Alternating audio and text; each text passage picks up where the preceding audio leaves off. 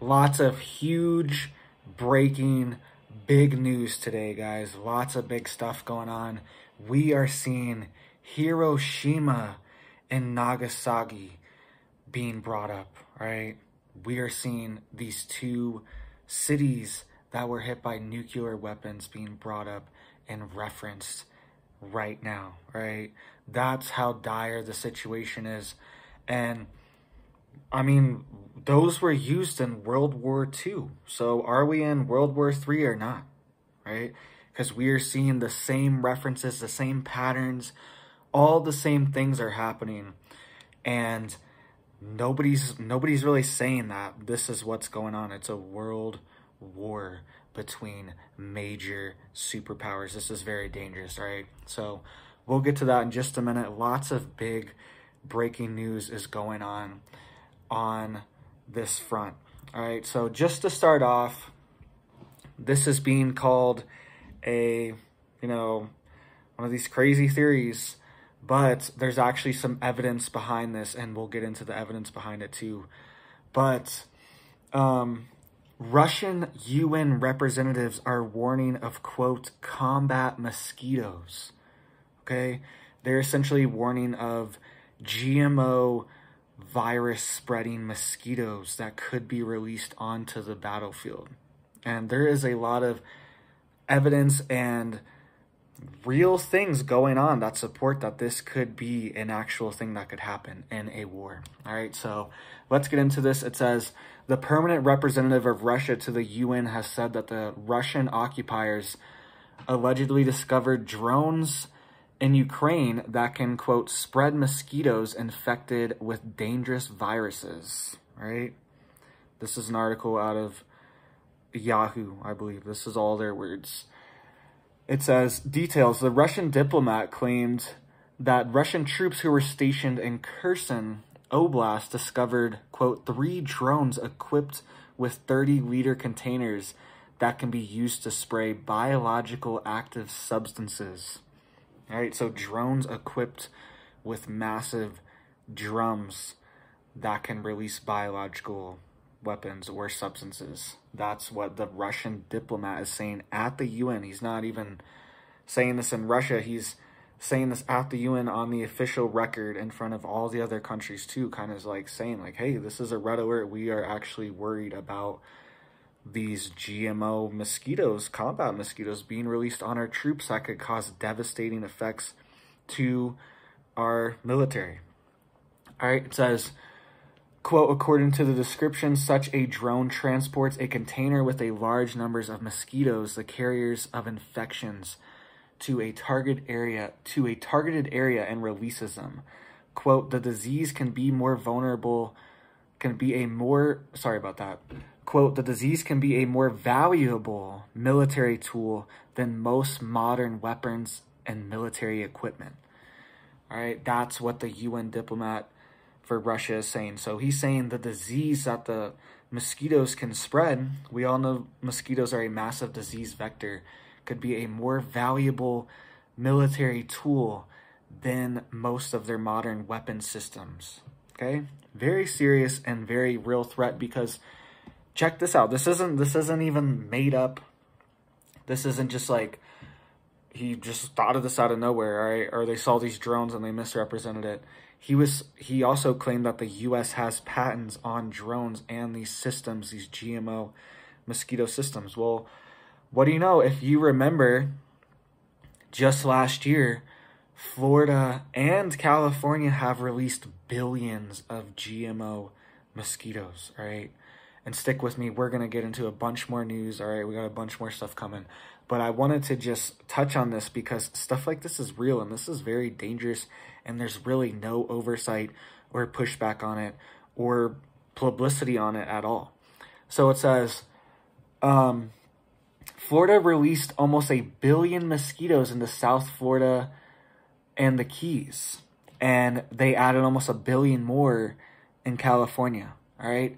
So this is out of USA Today. It says, quote, millions of genetically modified mosquitoes may soon be buzzing in Florida and California. Here's why. Soon be buzzing. and this is out of USA Today, the EPA has approved the release of more than 2 billion genetically altered male mosquitoes in Florida and California following a pilot program last year in the Florida Keys. More than 2 billion GMO mosquitoes they have released. That is kind of sketchy, right? Kind of scary. It says Oxitec, the biotechnology company that developed the mosquitoes, says the project's goal is to reduce the transmission of harmful diseases. So they released a bunch of GMO mosquitoes to prevent disease, right? That's what they're saying, such as dengue, Zika, and yellow fever. Some environmental advocacy groups are concerned about the potential impacts of the GMO-altered insects. Quote, once you release these mosquitoes into the environment, you cannot recall them.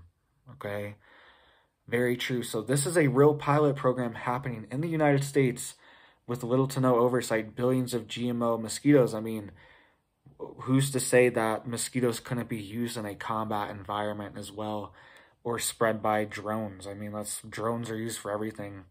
They could easily just be put in a container and moved to any area and released, right? So definitely seems like a plausibility. It's all allegedly. This is all allegedly happening. Allegedly, the mosquitoes are all this stuff, right? But the stuff in Florida, in California, is 100% real. They're 100% doing this. And these biotech companies they want to push it, right? They want to push it, and this is very dangerous. We really don't know the long-term effects of releasing GMO mosquitoes. And apparently it reproduces with other mosquitoes, and then the offspring cannot survive. It kills the offspring. That's what these GMO mosquitoes do. So it's dangerous, right? This could be a real thing. And even just dangerous for the United States to have these GMO ones flying around, right? Much less used on a battlefield in a biological weapon sense. And not to mention, mosquitoes are critical to the food supply, right? They're saying they want to wipe out billions and billions of mosquitoes. But mosquitoes are a major base of our food, of the whole food supply, of the whole food ecosystem, right? Birds eat mosquitoes, fish eat mosquitoes, frogs eat mosquitoes, other bugs eat mosquitoes.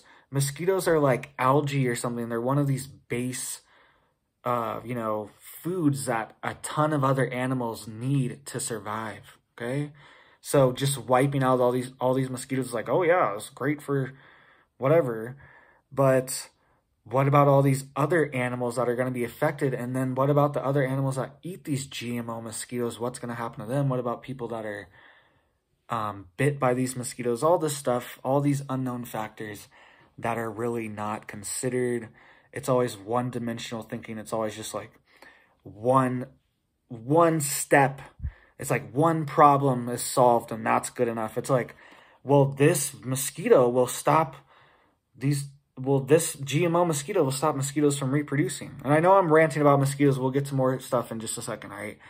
But it's true. It's always just like one-dimensional thing. It's like, oh, this will stop them if we just kill all the mosquitoes. But it's like, what else does that do to the environment, the ecosystem, and everyone getting bit by these mosquitoes? All right, so other major breaking news, huge things going on, all right?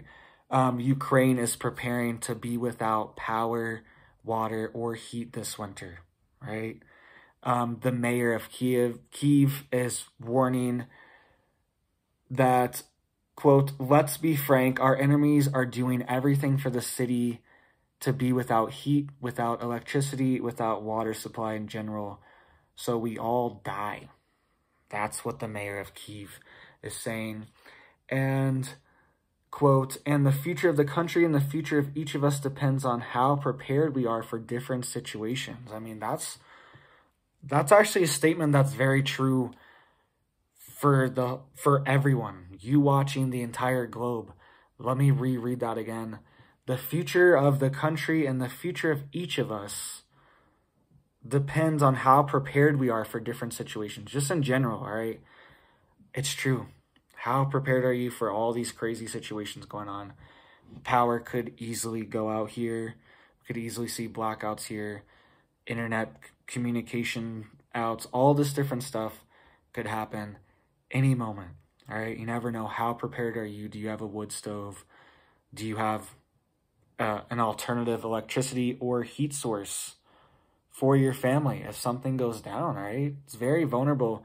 Winter is a very vulnerable time to have a collapse. That's why they are really pushing all this stuff right now. All right, so they are warning of that.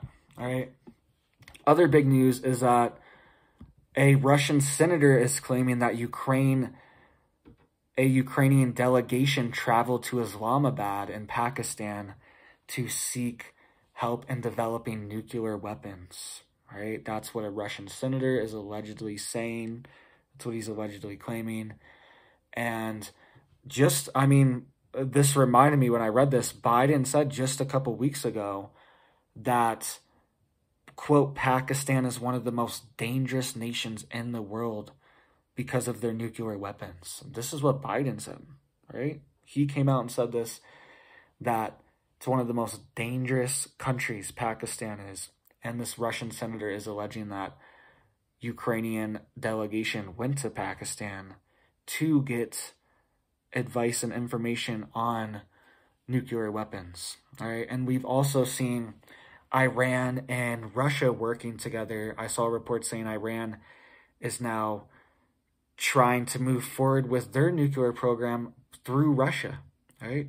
They are trying to get Russia's advice, Russia's technology to build nuclear weapons and have nuclear infrastructure, right? So big things are happening. We are seeing a lot of lines drawn in the sand, and who knows? That could be true. Could be true. Ukraine might want their own nuclear weapons. I mean, they disarmed themselves, so maybe they do want nukes. Who knows? It's all alleged. I don't know. That's what the senator is saying. But it is kind of strange that this comes out after Biden said just a couple weeks ago that Pakistan is one of the most dangerous countries in the world because of their nuclear weapons, all right? Let's get into a few other things, a few other big things, all right? So Russia's major dam was hit by U.S.-supplied HIMARS rockets, right? Very serious, a very big escalation, because this dam has been a critical focal point of contention in this war a lot. Both sides have been accusing, all right, Ukraine has been accusing of Russia, they're going to blow up this dam and flood Kherson, flood this region. And Russia is saying that Ukraine is going to do this. But now the dam has been hit by U.S.-supplied HIMARS, right? So now it seems like the fire's coming from Ukraine. So let's read this. It says, Russia has announced Sunday that a major dam in the Russian-controlled region of Kherson was damaged in a Ukrainian strike using an advanced U.S.-supplied system. Today at 10 o'clock, there was a hit of 6 HIMARS rockets. Air defense units shot down 5 missiles. One hit a lock of the dam, which was damaged. And they said it was no critical infrastructure was damaged, but one of the rockets did hit out of 6, and 5 of them were shot down by their air defense missile systems.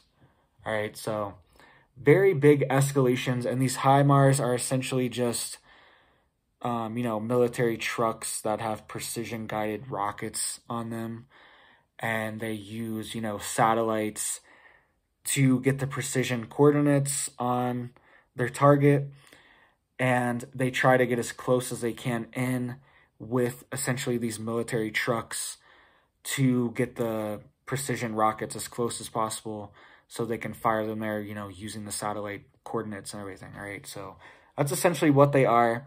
And these are U.S. supplied. And this also comes as just a few weeks ago, Zelensky was warning that this dam is critical, right? He was saying Zelensky appealed to world leaders to ensure that the dam's safe operation by sending an international mission to protect and operate it, pointing out that if the dam bursts, it would be a case of, quote, catastrophic on a grand scale. quote, the dam of this hydroelectric power holds about 18 million cubic meters of water, he said in a statement last month. Quote, if Russians blow up this dam, more than 80 settlements, including Kherson, will be in the zone of rapid flooding. Hundreds of thousands of people may be affected. This is what Zelensky said just a few weeks ago. He was saying if Russians blow up this dam, 80 settlements and Kherson will be affected. And they were also saying that they could release a nuclear device on the dam and release nuclear water, you know what I mean? Like nuclear radiated water into these regions and force people out. But now it's being hit by U.S. supplied missiles, right? So it's just kind of like, what world are we on? Like, there's no rules. There's no telling who's doing what, who's on what side or anything. The waters are just so muddy in this environment, and it's dangerous, all right? It just allows for a lot of clouded, sketchy things to happen, all right? A lot of escalations could happen. So they said, quote, everything is under control. The main air defense system strikes were repelled. One missile hit the dam but did not cause any critical damage. All right, so that's what officials were saying about the dam. But it's also just a big escalation. We saw this Crimean bridge hit. We're seeing more and more Russian-occupied, Russian-annexed regions being hit. And we're also seeing Russia itself being hit more in regions like Belgorod and other regions are being hit directly inside of Russia's own borders. All right, so, and this leads us to this threat by Putin. This is exactly why Putin is giving this threat, because all these escalations keep happening. Nobody will back down. It's like, you know what I mean? It comes to a point where when you're in a fight, when you're in a conflict, like somebody has to back down. Somebody's got to fall back at least 1 degree and give up a little bit. Somebody's got to give a little. Somebody's got to get a little. That's just how it works and stuff like this. And we really need a solution, because we are getting closer. Now we are being warned of, quote, Hiroshima and Nagasaki. All right. So let's get into this call. So the Russian President Putin was on a call with the French President Macron, and they are always communicating and delegating because it seems like the Russian president can communicate more with the French president. He's more like open to what he's saying and more trying to find like a solution instead of just like, we're gonna just like bomb the crap out of you. It seems like France is one of these countries that's trying to de-escalate, so I will give them credit for that. But this call is very concerning. All right, so, quote, Putin warned on a call with the French president that, quote, Hiroshima and Nagasaki nuke attacks are proof you don't need to hit major cities to win a war. All right. So Hiroshima and Nagasaki nuke attacks are proof you don't need to hit major cities to win a war. And it said, a French government source said the two presidents have undoubtedly discussed the risk of nuclear weapons use. Putin wants to get the message across that all options are on the table in line with the Russian doctrine relating to nuclear weapons. According to the source, Macron was left, quote, distinctly alarmed by the comment. All right. So he's saying that I don't have to hit Kyiv. I don't have to hit Europe to win this war. I can hit Kherson. I can hit another region. I can get Kharkiv. I can hit different areas to win this war, to stop this, because what are you going to do? Ukraine does not have nuclear weapons to respond. So once, it's kind of true. This is how World War II was ended, and it's kind of similar, okay? And he kind of has a point. If strategic nuclear weapons were used, I mean, unless the U.S. just has to get involved and has to do something and has to respond, which they said they will, honestly, like a million times. So it would honestly probably just drag us into a massive nuclear war because NATO, the U.S., the U.S. troops are right there on the border of Ukraine, right? And they're ready to go. And I made a report a couple weeks ago saying that if there is a nuclear strike in Ukraine, U.S. troops will go into Ukraine, all right? And they're already in Ukraine to oversee these weapons deliveries and all this stuff because they're going into this black hole, essentially. You know, half these weapons are. So the U.S. has sent troops in there to monitor these weapons. But all this stuff's happening, and the U.S. probably will respond if Russia does this. And he's kind of saying to the French president, I might do it, all right? I want this to end. Is this how it needs to end? Do I need to drop a nuclear weapon on one of these cities? Maybe not Kyiv, but maybe a different city to show you how serious I am, all right?